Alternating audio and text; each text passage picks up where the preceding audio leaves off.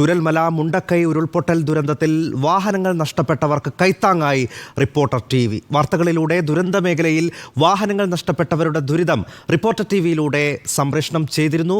വിവിധ സംഘടനകളുടെയും സുമനസ്സുകളുടെയും ഇടപെടലിലൂടെ ഇതുവരെ 8 വാഹനങ്ങളാണ് ദുരന്തബാധിതർക്ക് സമ്മാനിച്ചത്. റിപ്പോർട്ടർ TV ഇംപാക്റ്റ് ആണത്. അതെ. ആർത്തലച്ചു വന്ന ഉരുളിൽ ചൂരൽമല മുണ്ടക്കൈ നിവാസികളുടെ സമ്പാദ്യവും വാഹനങ്ങളുമെല്ലാം നഷ്ടമായി.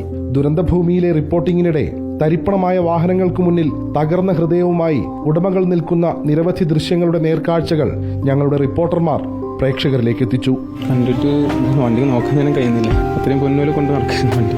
നമ്മളെല്ലാം സമ്പാദ്യം പറയാനൊന്നുമില്ല. നമുക്ക് ആകെയുള്ള വണ്ടി മാത്രമാണ്. അത് ഓടിച്ചിട്ട് വേണം നമ്മളെ കാര്യങ്ങൾ കഴിയാൻ. ജീവിതമാർഗത്തിൻ്റെ ഒരു സംരംഭം എടുത്ത് തുടങ്ങി ജീപ്പ് സ്റ്റാർട്ടിങ്ങിൽ ആയിട്ടുള്ള ഒരു 5-6 മാസം അത് ഓടിയുള്ളത്. അപ്പോൾ അത് എന്താ ചെയ്യാന്നറിയില്ല. ആകെ ഇൻഷുറൻസ് കമ്പനി അത് തേർഡ് പാർട്ടി ആയതുകൊണ്ട് അവരൊന്നും ചെയ്തില്ല എന്നാണ് പറയുന്നത്. ഉരുൾപൊട്ടലിൽ മുണ്ടക്കൈ സ്വദേശി ഷൈജലിന്റെ ഉപജീവന മാർഗമായിരുന്ന മഹീന്ദ്ര ഥാർ ജീപ്പ് വാഹനം നഷ്ടപ്പെട്ടിരുന്നു. പരമാവധി കഷ്ടപ്പെട്ടിട്ട് ലോണും കാര്യങ്ങളൊക്കെ ആയിട്ട് ബുദ്ധിമുട്ടായിട്ട് എടുത്തത്. കാരണം എല്ലാവർക്കും അറിയാം വണ്ടീനോട് എനിക്ക് എത്ര സ്നേഹമുണ്ട്. അതുകൊണ്ടാണ് കഷ്ടപ്പെട്ട് അതൊക്കെ എടുത്തത്.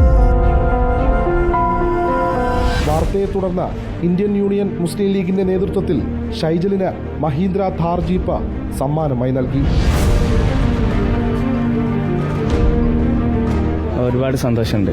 കാരണം എനിക്ക് വേണ്ടി റിപ്പോർട്ടർ 2 വീഡിയോ ലൈവിലും ചെയ്ത് തന്നിരുന്നു. അതേമാതിരി ഒരു റിവ്യൂ ആയിട്ടും എടുത്ത് തന്നിരുന്നു.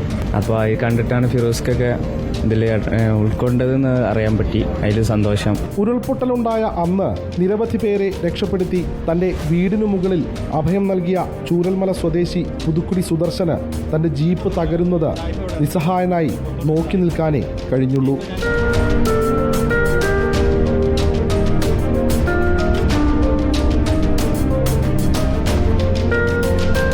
മുസ്ലിം ലീഗിന്റെ കരുതലിൽ സുദർശനും മറ്റൊരു ജീപ്പ് സമ്മാനിച്ചു.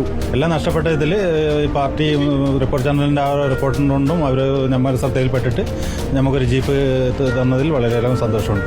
മുണ്ടക്കൈയിൽ തന്റെ തകർന്ന വാഹനത്തിനു മുന്നിൽ നിർനിമേഷനായി നോക്കി നിന്ന നിയാസിന്റെ വാർത്ത കണ്ട പരപ്പനങ്ങാടി ഫണ്ണീസ് വാട്സാപ്പ് കൂട്ടായ്മ ജീപ്പ് വാങ്ങാനായി 3 ലക്ഷം രൂപ നൽകി. യൂത്ത് കോൺഗ്രസ് സംസ്ഥാന അധ്യക്ഷൻ രാഹുൽ മാങ്കൂട്ടത്തിലിന്റെയും മറ്റ് സുമനസുകളുടെയും സഹായഹസ്തം കൂടി ചേർന്നതോടെ നിയാസിന്റെ ജീപ്പ് എന്ന സ്വപ്നം യാഥാർത്ഥ്യമായി.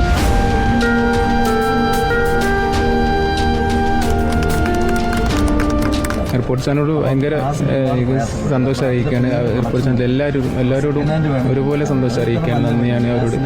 റിപ്പോർട്ടർ ചാനലിലൂടെയാണ് നിയാസിന്റെ ഒരു പ്രയാസം മനസ്സിലാക്കിയത്. പറ്റിയൊരു വണ്ടി കണ്ടെത്തുക എന്നുള്ളതുണ്ടായിരുന്നു.